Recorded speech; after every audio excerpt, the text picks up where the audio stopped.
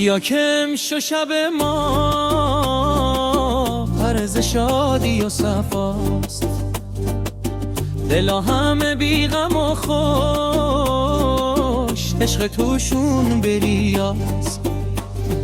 دنبوره می نوازه قصه یک کوه و دمن، دایره می چرخانه دل می رقصه بیوتن. بیا که دنیا قشنگه وقتی دل شاد و رهاست، عشق و خنده نغمه و ساز، زندگی همین وفاست. بیا که دنیا قشنگه وقتی دل شاد و رهاست، عشق و خنده نغمه و ساز، زندگی همین وفاست.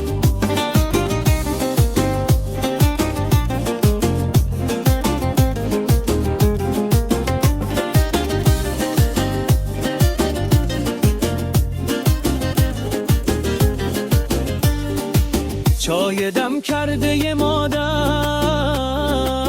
عطرش پیچیده به دل، دخترای گل بگیسو شاد و خندان دیگه سل،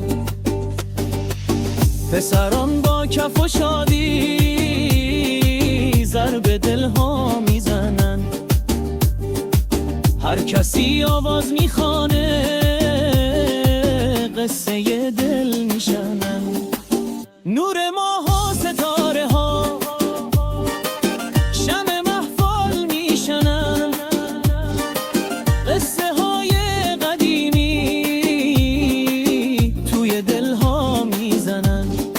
شب که میره روز میاد شادی اما میمونه، هر کجا دل شاد باشه غم دیگه جا نمیدونه. بیا که دنیا قشنگه وقتی دل شاد و رهاست، عشق و خنده نغمه و ساز،